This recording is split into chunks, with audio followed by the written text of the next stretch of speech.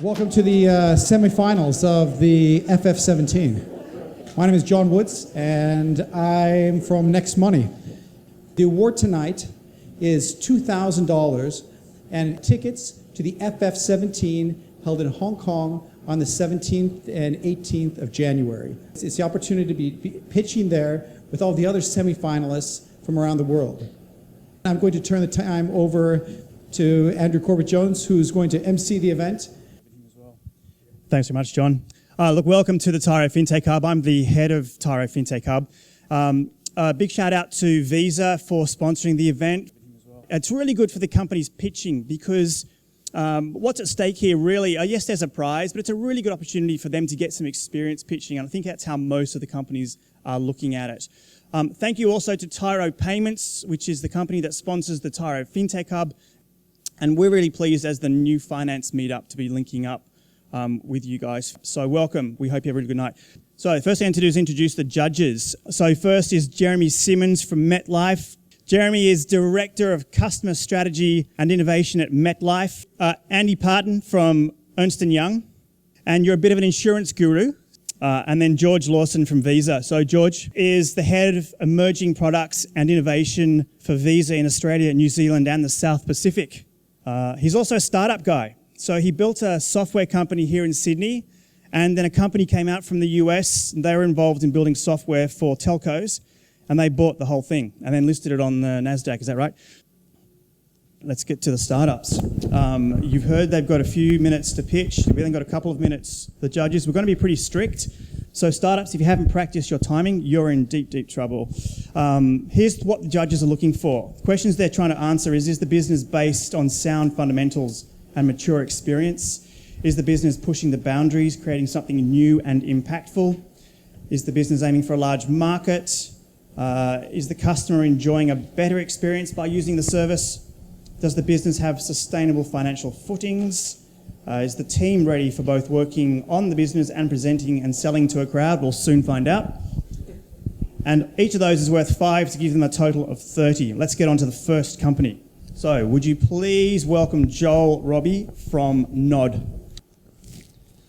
So, thank you very much for having me. Joel's my name. I'm the CEO of Nod, a two-sided marketplace for getting answers to questions about money. It's not just me. There's a team of 3 behind this. There's myself and 2 technical co-founders. I've been told they're hard to find. I'm lucky enough to have 2. We've just launched. So if you go to nod.money, you'll actually find us on the web. We launched last week. We've made our first dollar and we're really very excited about it. So our purpose is to make it really easy and accessible for people to get answers to questions about money. And our experience is that people don't have that access, that ease of access today. So a bit about how we work. So we're a two-sided marketplace.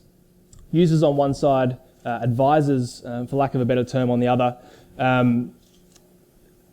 And we basically connect the two around a question. So a user has a question, they pick an advisor to answer it. We provide some underlying technology for the two to have a very easy interaction, and then the user gets their answer all on the Nod platform. And what we've shown we can do is that we can get the interaction time down from weeks into less than a day.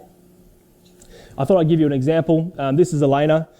She had a question about mortgages, so she earns $165,000. She wanted to know what size of mortgage she could reasonably surface. She connected through Nod, asked the question, provided a financial snapshot of her current situation, and a very dashing advisor answered it. So all on the Nod platform, providing an answer within a couple of days, in full knowledge of her financial situation. There are millions, in fact, probably billions of Elenas out there globally. So we think we're operating in a reasonably large market. The way that people get advice around this stuff is currently really fragmented. There's no easy way of doing it. So you think about your traditional financial advisors, accountants, and the like. We think there's an opportunity to add supply to that market. So find people like retirees, your money savvy auntie, people like that to bring in and answer these questions for people. So at scale, we're going to have the biggest financial repository of financial knowledge globally anywhere. And we're going to make it that really easy to access. Thank you very much. I've been Joel. Have a look at nod.money and let me know if there's any questions.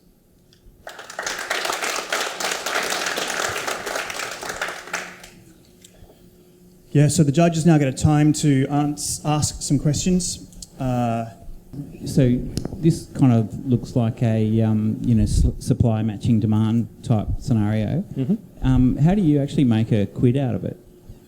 Yeah, good question. So we take 20% of all the fees that are charged on the platform. And the fees are charged. So in that They're set by the advisor. So when I log on and say I've got a problem about this mortgage, the advisor will say to me, I'll charge you $100 Yep. for the So you'll get a advice or range of bids. So you might get a bid from me, which is 100. You'll get a bid from someone else, which is 50. We'll have different profiles and trust factors behind us. People might have used us before, ratings, all that sort of stuff. Okay. So you'll choose based on all those factors. Okay, right, cool, okay. Yeah. So what happens in the event that a question doesn't get answered? Because I suspect if somebody tried this and didn't get an answer, they'd probably give up and not Yeah, come back. absolutely. So how do you deal with that? And that's really our job, is to make sure that the supply and the demand for these things match. And as a platform, that's our challenge, is to make sure that we've got enough advisors on the platform and it's easy enough to interact with users to get these things done. But our job is to make sure that supply matches demand. Yeah. If we don't. Somebody doesn't answer the question, it's not a question that anyone's interested in answering, or for some other reason, what happens then? It just doesn't get answered. Yeah. So we've it wouldn't get answered in that event. I was going to ask a question about the commercial, but you've answered that one. But Yep. in regard to customer experience and the segments you're looking at for that, so what data-driven decisions have you made? So what's the solution that you're trying to solve, and how? You're saying there's billions in the market, but who have you tested this with? What segments you're going for? Is it more a younger issue, an older issue? What? Yeah. So the first segment we've gone after is young couples. So young couples are making lots of sort of larger financial decisions. So they're getting married, they're having kids, they're going on holidays, they're buying cars, they're buying houses. They're making a lot of these financial decisions day to day. We have spent, while we've been building this thing, we haven't been idle. We've been speaking to people in this segment weekly, daily. As we built it, we built a section, we've spoken to people. We built another section, we've spoken to people. So we've tested as we've gone. And we're in market now, and we're finding the engagement from that particular segment, young couples, has been especially high. So follow on from that then, so how many advisors have you got on, and how many customers have you got on, and how many kind of transactions have you actually kind of facilitated? Yep, so there's 10 advisors on the platform, there's 63 users at last count, and we've answered one question. Thank you very much. We're going to bring on the next startup now.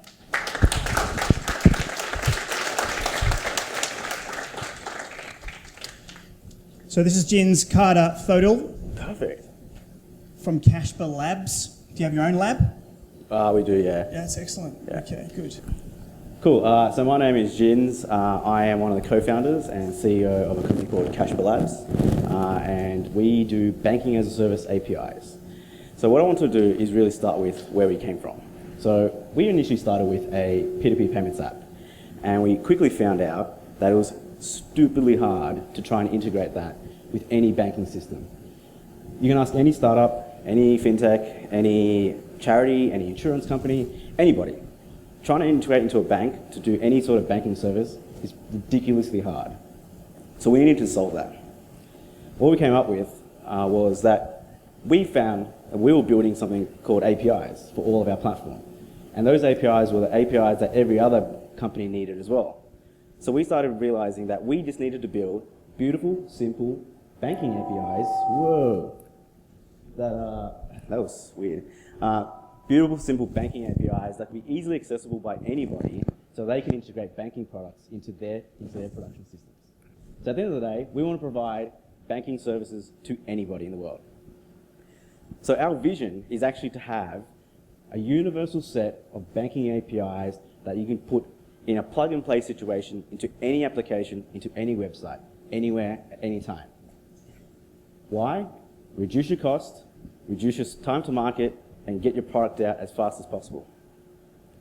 How does it work? So what we've done is we've created what we've called our core set of APIs, which you can see in the middle. We then actually work with banking partners and integrate them into our platform and create what we call a marketplace API. One API that does everything for that particular area. And then we give those APIs to apps, products, websites, whoever wants to use them. This is what our customer experience looks like. It's really just an API manager. If you look at it from a Google perspective or Amazon Web Service perspective, they all provide APIs and access. It's a simple lines of code that you can then manage and easily access components and products from other banking services. So what have we built so far? So we've built 4 key areas around social, accounts, payments, and identity. And we're looking to build upon them in the next year, and also to start to look into cross-border and foreign exchange and fraud monitoring. So what have we done so far that's made us amazing? So we've painted in our platform the ability to actually link every single banking to where we want to go. We've got integration with our first banking partner here in Australia, and we're starting to look for overseas as well. And we've got this amazing and unique complete digital KYC and AML identity solution that allows for people to own their data and then share that data to anybody, but allows them to keep control of it all. In Australia, the market is pretty good. So we're targeting banks that have not started really the digital revolution, but mainly we're targeting all startups and fintechs. And recently we started to look into the US as we start to move overseas. And as you can see, the American size is quite substantial. Now, this is not the first time we've seen something like this. We've seen companies like Plaid and Yodlee in the United States actually provide single APIs, but not as a complete banking set or banking platform. So we're sort of the first in this area. There is sort of some competition. Germany has this company called Fedor that started off as Fedor Bank, and there's a company in Massachusetts called Y Labs that actually is sort of doing something very similar to us. But here in Australia, there's nothing. Our model is very much like AWS in the sense that we provide a model based on APIs and API volume and a monthly subscription. And I guess finally, our team. Our team is pretty good. One of my co-founders is back in there, Tristan. He's our technical guru. My other co-founder is actually over in Brisbane at the moment. And our chair and I guess our first beneficiary is Wilhelm LeCourt. Thanks.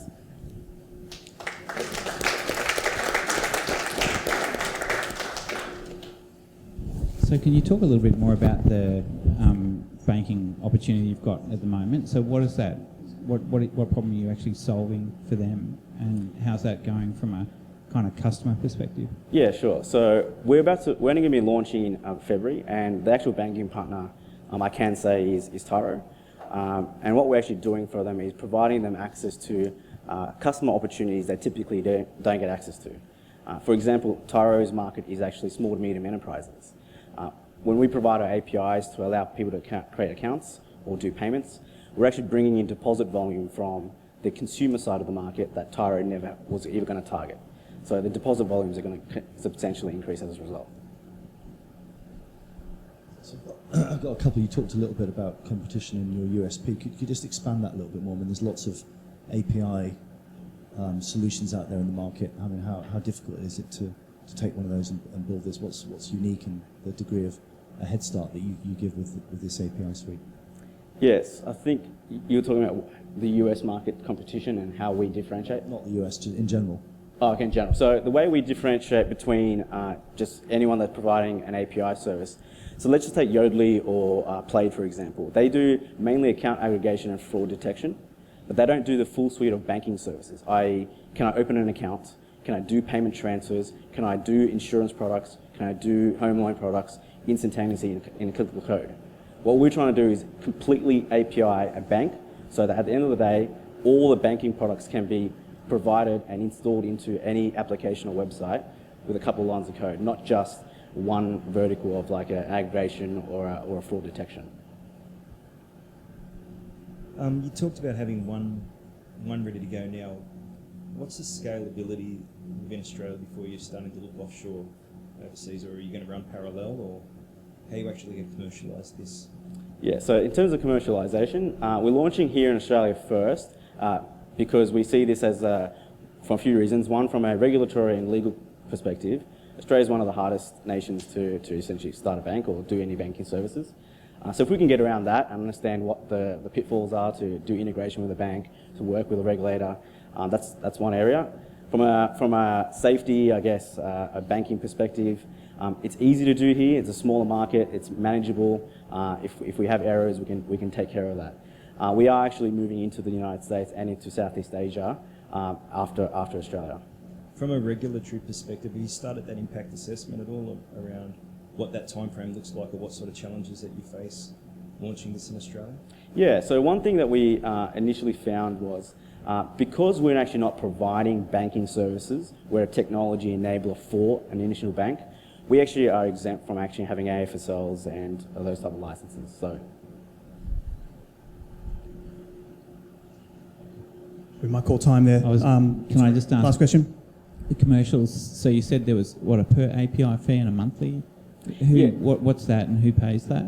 yeah, so the fees are very much, think of like Amazon Web Services. You pay a product fee to access like an EC2 or RDS or any of those products, and then you pay a usage fee based on volume usage. Now, the people that are paying for it are the actual application owners or the startups themselves. So we really want startups and businesses to be enabled by banking in digital products as quickly as possible for as cheaply as possible, because that's the biggest issues they're having, time and cost. And as they scale, then they pay for their usage. Jins, thank you very much. Well done, mate. Cool. So next up is Adam Bird from Check. Where's Adam? You need to be mic'd up, I reckon. So check.me. How many people here, just give me a show of the audience of who currently works in a corporation? Throw me up hands. Great. And who also identifies themselves as a consumer online? Yep, great. All right, you all should be listening and hearing about what we're going to talk about with Check. So the idea of Check is we're basically trying to tackle digital identity. We just heard something very similar to it. I guess what we're looking at it from more as the service design aspect of how the hell do we make that thing a little bit simpler for both business and for the consumer. So if I sit over here on the right, as the business, you know, if you're in the financial services sector and particularly in banking, you're sort of sitting there going, great, I spend all this time getting these customers in the bloody door, I identify them, I get them to open an account, hopefully they deposit some money in, hopefully they open a mortgage, then we start talking about share a wallet, yada, yada, yada, and we've got a customer who's interacted with us and we've made some money out of them. But really, you don't really start making money until you've actually retained them for an extended sort of period. So the retention piece starts coming in, and that's where regulation starts getting quite interesting. So depending on your risk profile and depending on how much money you have with the bank, depends on how often that bank has to check in that, hey, I'm still Adam Bird, I still live at Castle Hill, I'm still at this address, I'm still on this phone number, and I can prove to the regulator that I've made contact with you. And this is where things get a bit airy from the perspective of the business, because, you know, I'm youngish, I'm 35, 36 now, and, you know, I've moved quite a few times over the years, and keeping in contact, you know, banking, you're probably better at keeping in contact with and updating your details, but they're probably not universal across the board. So when the bank reaches out to me after 2 years and says, hey, Adam, are you still at this address? You know, if they can get hold of me because I haven't changed my phone number or I wasn't with OneTel at the time and lost my phone number, you know, they've had trouble. And from a banking side, if you've been in banking, from the business side, if you can't prove that you've made contact with that person and you go through subsequent rounds, I won't bore you with all of it, eventually you have to kill that relationship. So you've spent, let's say, $500 acquiring that client, you've kept them for maybe 2 years, you've maybe just broken even, and you've just lost them. Now if I jump over on the other side of the fence here, and we're thinking this side as a consumer. So on this side as a consumer, you've got your name, address, date of birth, you know, blood type, everything else that you might have about your personage. So give you a little bit of info, I just buggered my ACL and had to go get surgery on it the other day. And I don't know how many of you have done surgery, but you get asked your name and address and everything about 50,000 times. And the idea of what we're trying to do over on this side is sharing that information much easier so that you've got this information in an app. And think of it basically as Check, very similar to something like PayPal. So you check in with Check. The idea is you as an individual, as a consumer, I may go check in with Check. I've associated with you in some reason as a business, and I'm happy to give you my information. I'm willing through NFC, through the information of exchange from an API, I'm willing to give you that information, and I'm therefore going to keep that relationship open, so that connection is going to remain. And I own that connection because I'm the one that's driving that. So you move out, you've got a banking relationship with CBA, And then for whatever reason, you get upset with CBA and you want to kill that and you go off and you join up with, I don't know, one of the startups. Maybe you go with Society One or something different. It's probably not going to work because they're not going to do the deposit, but you get what I mean. So you decide to change your relationship. At that point, you've got the point then that you can sever that tie as the consumer and not continue that existence. So at best, that bank's got your details that are probably valid from the last year or two, but they're not getting refreshment around what you're doing in moving, address, date of birth, blah, blah, blah, etc. So the idea is that you own the power of your own data.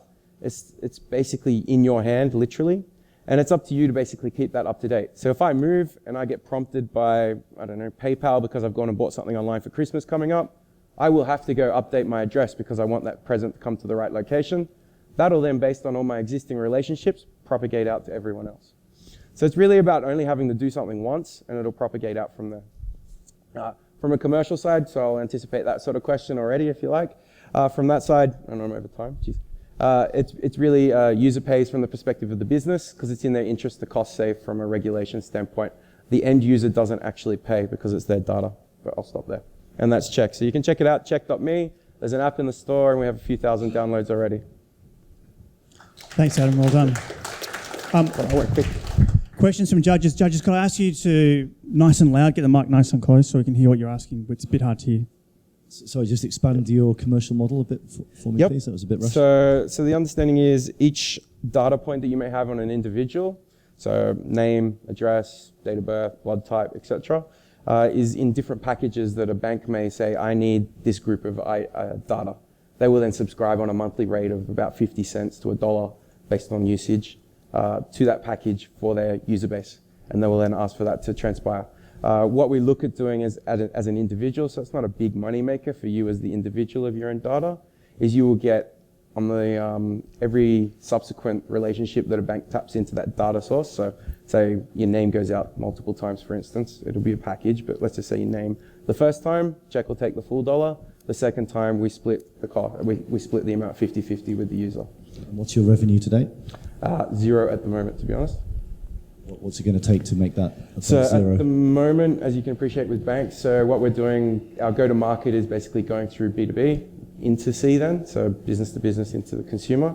We're trying to land with about 4 banks at the moment that are looking at using us as a means to increase their customer experience or reduce the friction. So we're looking to pilot with 2 of the Tier 2 banks in the near future, hopefully in the next 2 weeks. How deep's the data driven decisions that you've made around the customer experience you're trying to solve and from the banking side? What sort of data are you looking at there? Where we're pulling it from? So our core team is about 5 gentlemen at the moment, not very diverse, which we'll work on. Most of us come from the banking sector, probably about 4 out of the 5 of us. 1 comes from large construction. And it's based on regulation, etc., that we've had to deal with in the past from a friction standpoint on the business. And then actually going out and testing with about 100, 200 people on from the consumer perspective of what they feel when they're exchanging data and how much value they feel they get out of that data exchange and how often they have to get tapped on the shoulder again to revalidate themselves. And as for the personal information that the consumer holds, where does that data sit? It sits within AWS in the cloud, within a secure environment, locked down to each of the regions. So I forgot to mention we're in France, Hong Kong, and Australia.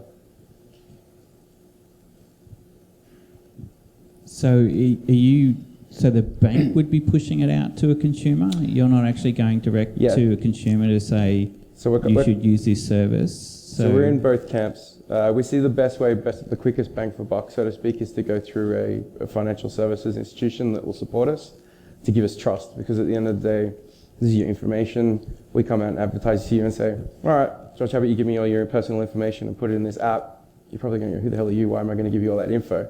If your financial institution that you sort of trust in some degree asks you and says, look, if you want to avoid filling out all this paperwork and forms next time, use this login to Check, you may be more inclined to do it. So our go-to-market model is actually to go through more the financial services. We do have it up on the App Store, just there, but it's not really something like unfortunately, it's not an Instagram or a Snapchat that's just going to catch fire like that, unfortunately. Thanks very much. Well done. So, our 4th speaker, the company's name is Bank Vault Online, and the founder is Graham Speak. Graham, as you can tell, is from WA. You don't know how we can tell that, do you? How did you tell that? Oh, well, it's a secret in New South Wales, but anyway. You're using slides. We'll get your slides ready, and then you're off and running. Graham, please welcome him. So Graham Speaks, CEO of Bankvault.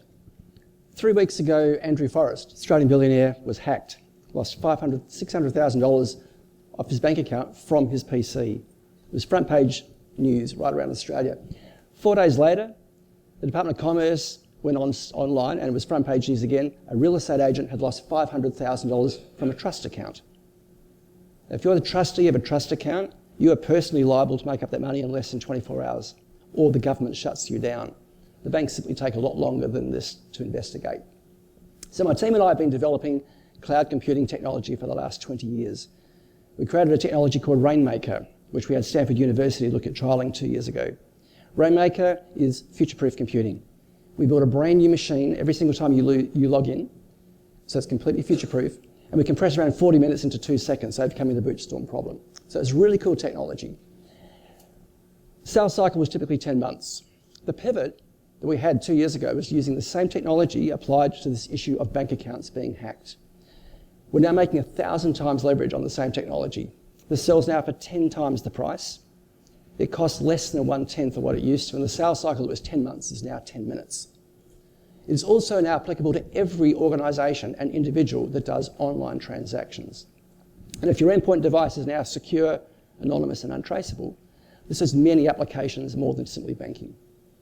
So what we do in a word is we simply sidestep the hackers.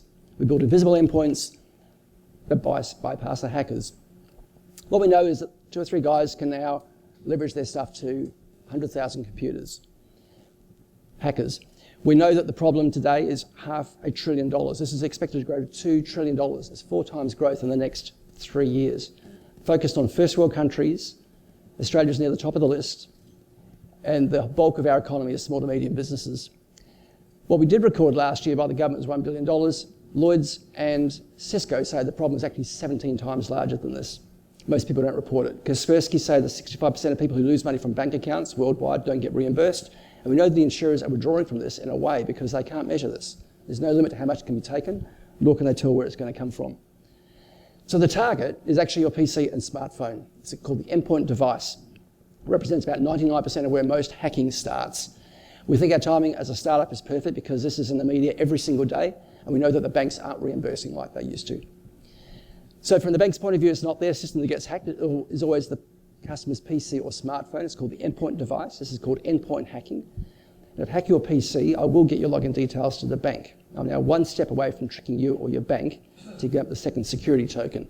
In every cyber heist that we know of, this was either bypassed or defeated. As a consequence, the bank will want to investigate. You need to prove to them that you weren't defrauding them, and the delay is the pain point. This will happen on payroll day, and you won't make payroll. You can't buy stock. You might be technically insolvent. And there is a solution. The solution is Bankvault. So it's really simple. It's this device here. You insert this into your computer, and you never do banking without this. We use 3 factors of authentication to identify you logging in from that specific machine. It can't be anything else. And at that point, we reach out to the internet. We choose an address at random. We build a machine instantly, and it's a pristine machine that has never existed before. That becomes your endpoint device. You do your banking from that, the same as you would from a PC, and it evaporates without trace. Whatever you're doing was invisible and out of reach to the hackers. This gives you immunity from every attack vector that we currently know of or can even think of. We think it's as close as it is to an absolute solution. There are 4 products. 2 pieces of software, which you can run on your PC, a Mac or a phone, which we're targeting actually ransomware. This device here, we sell for around $100 a month. The magic of this is our cost of goods sold is less than 20 cents a month. It is massively profitable. Targets are all over the place. We're focusing on SMEs and banks. Through the SMEs, we're targeting through business associations like Property Conveyancers Association, Real Estate Institutes.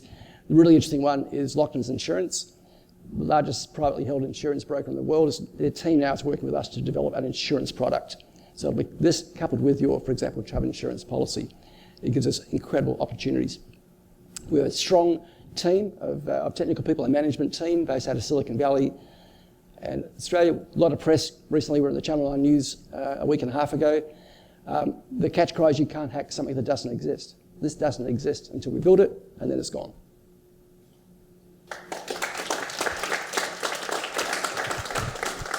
I was wondering where the microphone was on foot.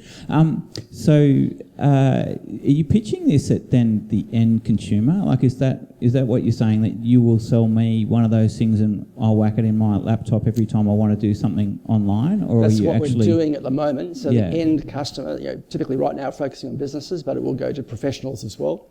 The target really to get there is via the banks and by a large institutional, we'll actually push it out like the insurers. And how are you going with that? How many of these devices have you got out in field at the moment? So the underlying technology, we grew to 16,000 users. The pivot here is relatively recent. So we're measuring this in dozens of customers using this now. So revenue is probably around 80 grand. And that thing is the thing that costs 20 cents? Yeah, it's the back-end infrastructure of running it. We have our own data center. It's a supercomputer, and we control the entire universe. And the average cost per user is around 17 cents per month. This sells for $2,300 right now. And most businesses will buy 2 or 3 of these devices. Sounds like you're quite a mature, successful business. What do you need out of this competition and process? We're still a startup. This is a pivot. We were pretty mature, but we've pivoted. So it's relatively early stages. We really are looking at global growth. It's a massive opportunity worldwide. And so we're doing another funding round now to start getting us outside of Australia. I have an office in San Francisco. There's opportunities there. There's massive opportunities in Europe. We're really focusing on first world countries. And second question. You used the words that what you're creating, this endpoint, is invisible and out of reach to anyone. How do I, as a consumer, know that? Do I just trust you, or? You can actually, if it's coupled with an insurance policy, or if it's actually given to you by your bank, or perhaps Australia Post, then you're trusting the institution that's actually giving it to you. So do you have those partnerships with those organisations that are We are backing doing you on that now. So I'm sorry? I've got a guy. We are doing that now. So I have a guy joining my team right now who I think is a top cyber banking guy in Australia. What's the competition? So are you the only one who's doing this at the moment? Is there like-for-like technology out there that someone else is already running? Are you in front of the game, behind the game? We're a complete coming out of left field. So we were doing something entirely different. So we're fresh on the block. There is no one doing it this way. So we are doing something that won't necessarily suit everyone. What we're doing perfectly. We're addressing a link in the chain that no one else is addressing, which is your endpoint device. Just expand on that when you say it won't suit everyone. What do you mean by that? Cybersecurity is pretty important, so who wouldn't it suit? I would say that I speak to business owners, and the people I speak to, probably 40% of them are concerned and want to do something. We're making it really simple. They get that. There's another 60% that are probably really not sure about it yet, and they think their bank is going to reimburse them. You go into the detail of it, and you realise actually there will be an investigation. You need to prove to your bank that you haven't defrauded them. We're not talking about credit card fraud. It's not $600. It's your payroll. It's your business. So one quick one. Given everything's going mobile now, how do you kind of solve for that? Like, why is it software app? Sorry? A software app on your mobile. Okay, so I don't need anything to plug into my phone to actually make that work? This is the absolute solution. There's a software app. There's a web service. So you can run this in any of these. So it's your choice. And they have various differences. And that's just as secure, your software app? It's very secure, but this is more secure. Okay. We're making the software app that will run incredibly secure. We have 3 patents, and we're looking at lodging a 4th now. Graham, thanks very much. Well done. Cheers.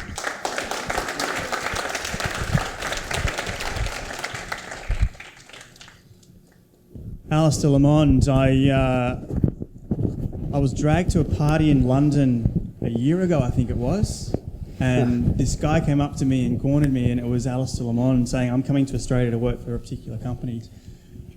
Here he is. Here we are. The company is it's called Skipper, and please welcome Alistair from Skipper. Thank you, Andrew.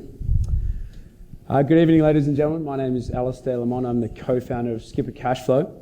We're trying to give SMEs more control over their cash flow. The main problem with the SME market right now is cash flow management is strangling SME growth. 90% of SMEs that fail, it's due to poor cash flow management. They're lacking foresight, visibility into money coming in and going out of their business. Furthermore, that's exacerbated by the access to finance. A lot of SMEs struggle to access the right level of working capital to help grow their company. So, Skipper, we've joined those 2 issues, and we're providing a holistic solution by where A business can understand their cash flow, they can diagnose the issues, they can can map out the best courses of action, and then one of those courses of action is using actually invoice finance. Our addressable market, of course, is the SME space. It's quite a large space. There's a lot of those businesses coming online, so there's a lot of structured data available for us to start understanding risk and start understanding the cash flow of businesses. More importantly, invoice finance is actually a very small market in Australia. It's only $65 billion. Only 4,400 businesses are using invoice finance. That's a tiny number. It's 5% of Australia's GDP. In the UK, where I was working for 5 years with a similar product, it's 15%. So there's a lot of opportunity for growth. There's a lot of opportunity for businesses to actually access cash that they long for from their balance sheets. And how we're going to do it is through trusted advisors, accountants, bookkeepers. These people are the ones that help businesses make decisions. 70% of SMEs still use their accountant to make financial decisions. So Skipper's designed a cash management tool that we're going to give to a trusted advisor, help them manage that short-term tactical cash flow. It's a dynamic tool. You know, they don't need to use Excel anymore, which they all currently do. They use our tool, they connect to Xero, they connect to MYOB, they pull up their cash flow, and they advise their clients accordingly. The best course of action and how to solve those cash flow problems. Why are we going to trusted advisors as a key origination channel? Because they're the trusted source, and it's a far more cost-efficient way to source business or finance from SMEs. Because sourcing SME finance for any funder, it's very costly. The banks, they struggle to do it, and that's why there's not much appetite to do it. So what makes Skipper special? So firstly, we're building proprietary origination technology. This cash flow tool is our Trojan horse into businesses.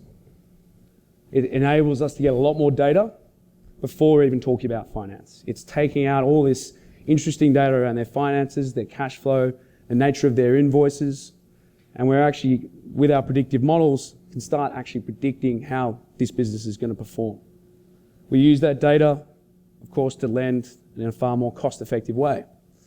Our team, I've had over 6 years in P2P invoice finance experience. I was over in the UK doing it at one of the market-leading startups there called Market Invoice. My business partner, he's an ex-fund manager, so he's got a lot of experience in the investment side. And how are we funding our market? We're using direct institutional investors to come onto our marketplace and get exposure to the SME space to buy invoice finance. It's a lucrative asset class. If we understand the risks, it's reasonably low risk, and those investors can get a yield of between 10 and 12%. Furthermore, of course, the advantages to our trusted advisors and our businesses, of course, it's simple, it's flexible for a business. We're actually giving the accountants far more value add to their service. The revenue model, and I'm running out of time here, quickly. Past tense. Businesses, we take a clip of the ticket, what they finance. Also, the subscription is there for the cash flow tool itself, and that can be generated either by the business or the trusted advisor. Furthermore, on the other side of the market, we're generating fees from the investor returns. I'll just flick to the end. Our go-to-market right now, we've built track record. We've got 300K running through our funding platform per month. We're testing with users with our cash flow tool.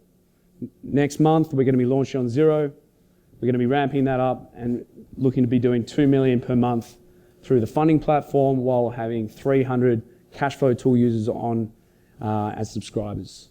They're the guys that we're going to be generating the finance through.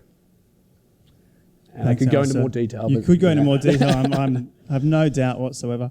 The judges will give you an opportunity. Thank you. Now, if I get you to stand on X. Oh, sorry. So I walked. And don't look up. No, sorry. The judges will ask some questions now. Don't move off that X.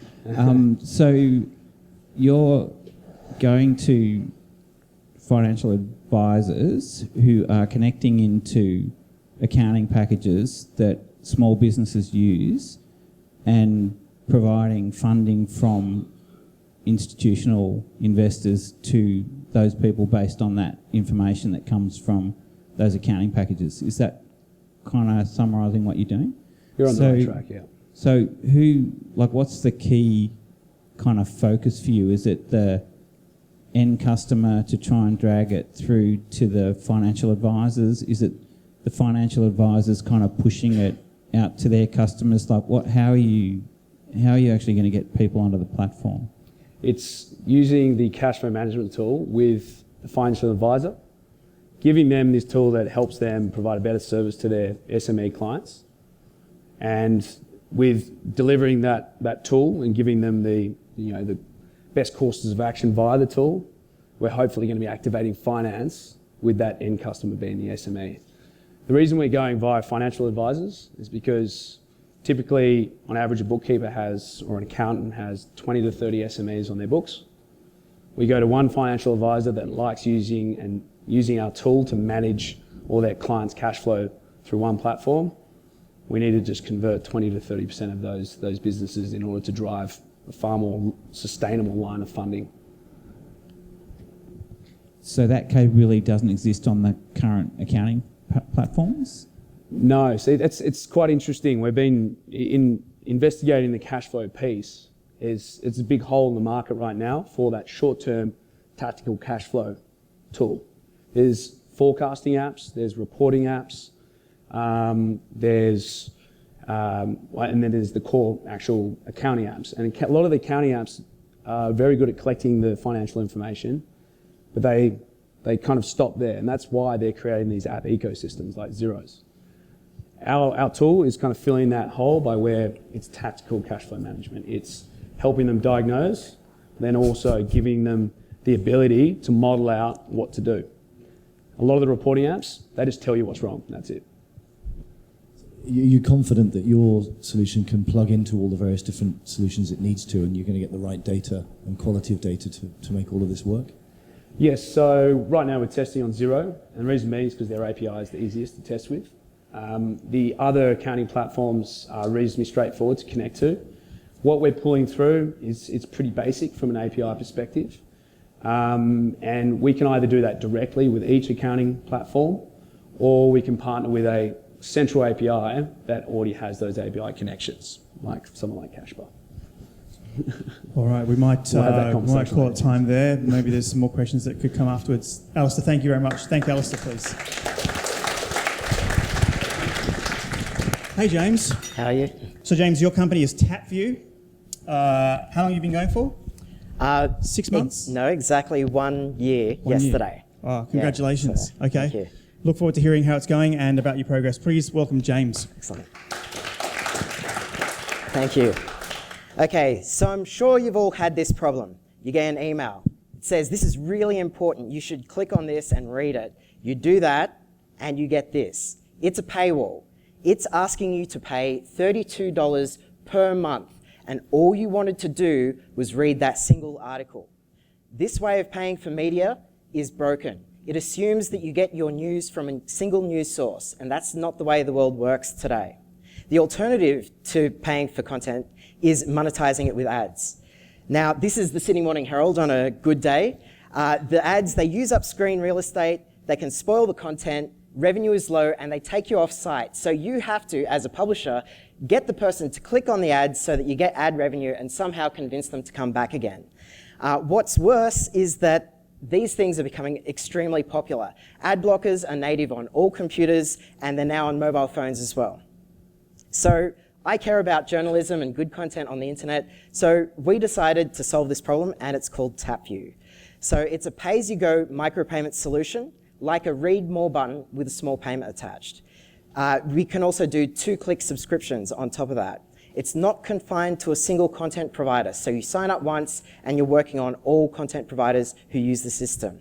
It's easy for the users to sign up and pay, and easy for the content providers to put it onto their back end. So imagine that story again, this time with Tapview. Reader comes to the article, sees it, yep, I'd like to read that. They click on the button, and then the content is revealed instantly. There's no wrapping, no redirecting. It's all occurring on the publisher's website. Now, we do have competitors, but we believe that all of them lack at least one of our key advantages. So we take micropayments for individual articles and subscriptions. That's fairly unique in this space. Those micropayments can lead to subscriptions, so there's a huge upsell capability there for the publisher. The publisher maintains control of their user experience all the way through. It lives on their website, so that's a huge advantage over content aggregators. It's device agnostic. You don't need to install a plugin, an extension, another browser. You just log into Tapview and it's ready to go. It's a single sign-up for all websites using social media. And it's a massive, huge, it's a huge market opportunity. News is worth $4 billion in Australia alone, $176 billion per year worldwide. But it's not just about news. It could be stock reports, recipes, blogs, webcomics, sports news, whatever it is. If the content is the product, then we can put it behind a paywall and we can start monetizing it. Now, we have a current trial with a couple of Fairfax papers. Imagine if we could crack that market. Imagine if we could get into, a Fairfax, a News Corp, and we could get that network effect and get the ubiquity that makes people want to sign up to Tapview. And I can tell you, as soon as we went live on those 2 Fairfax papers, we were getting the publishers calling us up. So the value proposition is huge. We take in money for the publishers. We take a cut before we pass it on, but we also provide analytics for the data that's produced, those micropayments that are occurring. Now, we have a great team. We are 3 technical co-founders, 2 PhDs between us. We've been working, like I said, for a year on this. We are adding to this skill set by bringing on enterprise salespeople. So we've got Ross working for us. He's been great so far.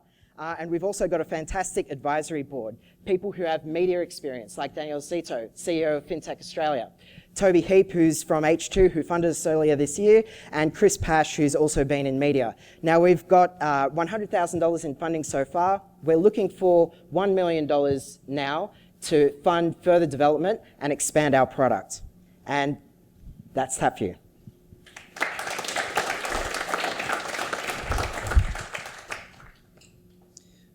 On the micropayments, what is the cost of the micropayment?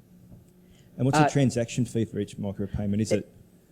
Yeah, so the way that we work is we're a payment aggregator. So the user signs up with their credit card. We don't take anything to begin with. They accumulate charges throughout the month, and if they exceed 50 cents, then we make a charge to their account. Effectively, the micropayment charge is 20% of that micropayment. We handle all the credit card fees. So this is revenue that these publishers, wouldn't be getting otherwise for the micropayments. And what's the scale of the user testing that you've done on this and the feedback that you've got on avoiding those blockers and the content that people want to absorb quickly? You mean the trial that we've had? Or? Yeah. Yeah, okay. So we can't talk about numbers, but when you look at the type of publication that it is, it's a very small publication.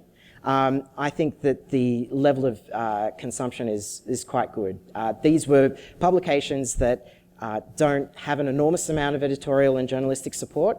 They're very local, but people are still willing to pay for this content. And I think part of that is because it's niche content.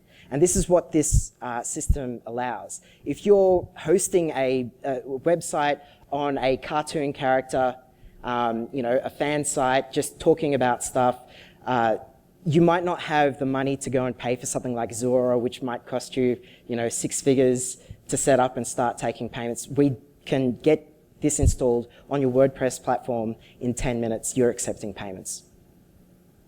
So is that where it's focused then on accessing niche material? Because the question I was going to ask before you just made that last point was, what's to stop the big media firms just putting this system in for themselves? Why would they need you for this? The reason why Fairfax and News Corp and all these other bigger players can't do this themselves, they can do it for their own website. If they wanted to start taking micropayments, they could do it. But if they wanted to have a cross-website functionality. News Corp is not going to be using Fairfax's system, and Fairfax is not going to be using News Corp's system. And all of the employees in those organizations are motivated to maximize their own company's revenue, not the revenue of the ecosystem. And that's the advantage that we have. So how do you get your button on the page then? Like, so I'm browsing, how do you get your little button there if you're, so what's the mechanism? So you're of that? running a website? And you want or I'm reading, like I'm on the Sydney Morning Herald. So and I want to do Tapview. Is that served up by the Sydney Morning Herald? Is it? Yeah. Okay. Sydney Morning Herald has to put our service on their platform, and once they do, we can start charging customers through the button. Thank you very much. Well done, James. Thank you.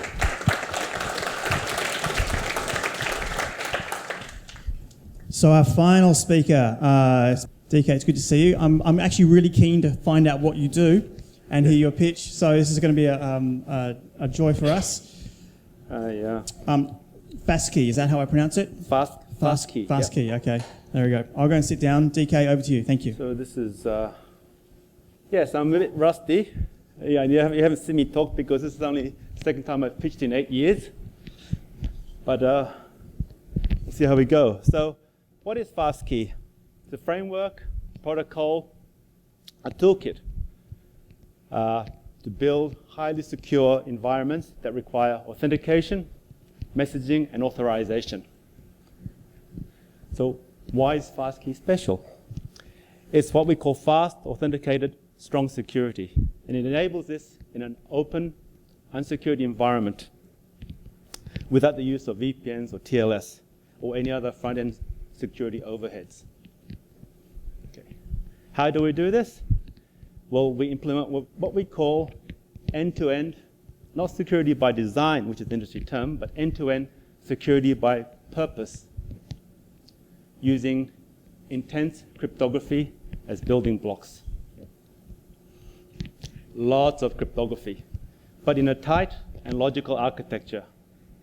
8 core ciphers that have yet to show any vulnerabilities, and 6 extensions of those ciphers. But what does Fastkey do with all this cryptography? We implement what we call trustless keys. These are the guts of a concept we call self-contained security, which means no front-end security overhead necessary.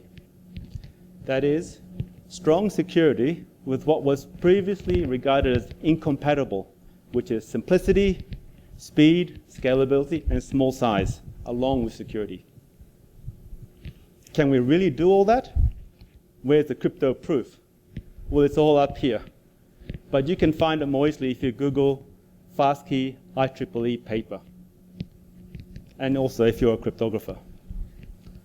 What does all this cryptography mean in normalese? It means, one, we encrypt the payload, the transaction, the message, command, or file, into a crypto-hardened package. We fire that along an open internet, and it goes and looks for one device or small group of devices, and will only release its payload to that one or those devices.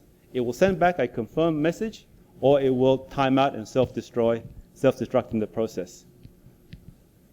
What does this all mean? It means our partners can rapidly build inherently secure. The current frameworks are inherently insecure. The internet itself is inherently insecure. But they can build inherently secure, scalable distributed systems on slower networks designed for 3G using lean hardware and infrastructure. Use cases can be 2FA on low-end Androids with no biometrics, website authentication without CAs, open internet secure messaging. This could be a core host system to branch tellers, data key separation for when you need to use data, but you don't actually want to know what's in it because some of the data may be radioactive. We've already built a layer of payments functionality for those people who are sort of hard of learning, to show them what we can do, and other use cases as you may see fit. So one more thing. we've already built it. 3 years in coding, code's working, we're seeking projects in these areas. Oops, got the wrong one. So we need you to help us find projects. Keep calm, crypto on.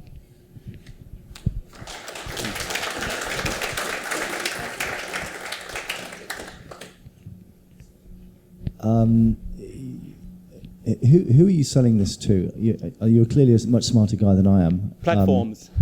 Because I struggle to understand who you're selling this at and what the thing I'm buying is. What's the business outcome that I'm achieving with your product? Hi. The business outcome is you're going to have lower costs, you're going to have lower management overheads, and you're going to vastly reduce the chance of fuck-ups.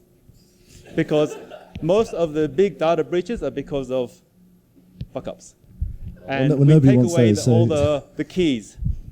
Key management is where problems usually happen. We take away all the buttons, like you can't do with Trump.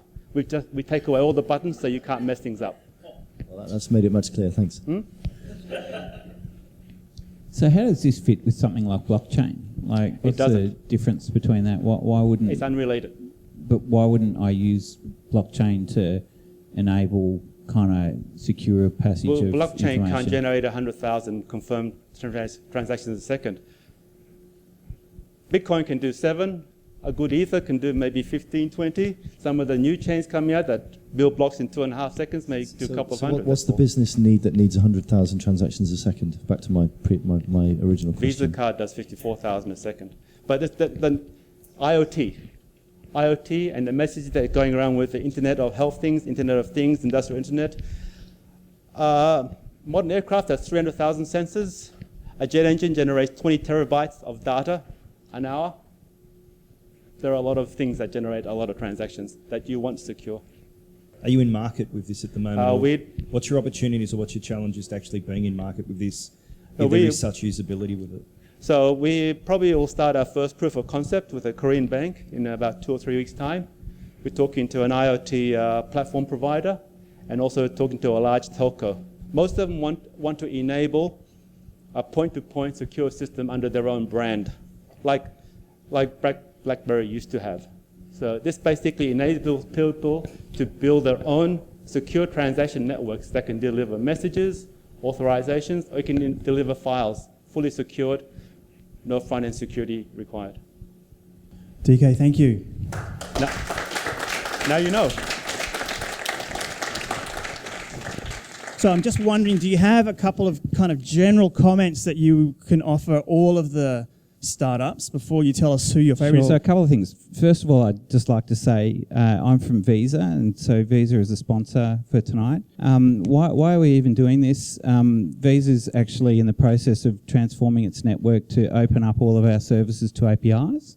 So we're actively working on ways of engaging with third parties and startups who might be interested in taking advantage of a global network with 12,000 customers and billions of users. And so really, that's the pitch, is to say, go and look at developer.visa.com. My team is actively working with startups to help them actually get up and running in market as well, so providing some support around that. But we're actively trying to help startups and get them moving. So Visa's giving it a red hot go in terms of actually changing what we're doing and working with the startup community. So a couple of things. Look, firstly, it's really hard to actually get across your idea in 4 minutes, so congratulations to all of you. I didn't want to just say, here's the winner. I thought it'd be good to give a little bit of feedback on each of them.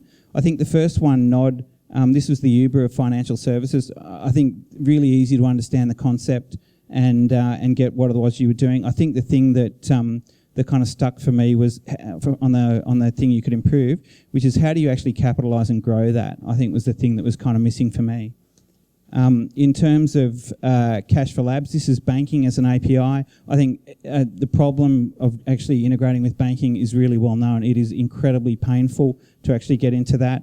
I think more strength around the customer experience and exactly what you're actually doing with Tyro around that would have kind of helped, from my perspective, understand a little bit better. So on your next presentation, have a think about that. In terms of Check, there was a definite pain point. This is digital identity, so definite pain point. I think the numbers were missing from that one for me. If you could actually get that in there a bit more about what the real opportunity was in the numbers, and I think get to the point a little bit quicker, that would have been good. Bank vault, so this is the hacking, definitely a topical hotspot, and really well described, well presented. I think you covered all the boxes in terms of what was required. I think the mobile piece and where things were going from a mobile, if you'd have addressed that in the presentation, that would have definitely helped me, but you did in the answer, which was good. Skipper around cash flow, SME cash flow, definitely a strong problem. Small businesses have major issues with funding, so I think that was very clear. I think the go-to-market model, so having kind of a big brother or someone helping you get in there, I understand the accounting piece, but that would have been kind of more compelling, I think, so have a think about that. And Tapview definitely solves a problem. This is the one where you're clicking on it to get the small payment. Definitely solves the problem. Really well described too, I thought. Good presentation from that perspective.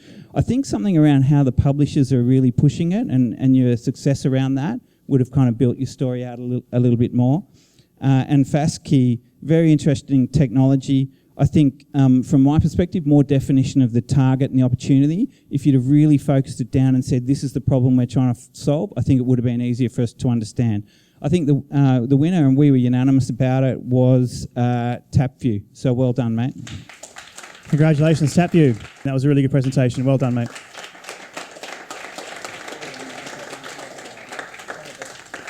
Fantastic. Thank you. Thank you also to NextMoney for organising this event, and we look forward to seeing how Tapview goes when they go to Hong Kong for the finals in January. Yep. It'll be cold in Hong Kong, by the way, in January, really cold.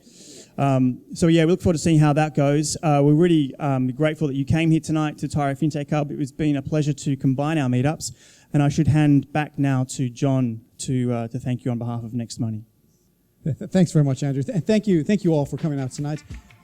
Special thanks to the judges. We have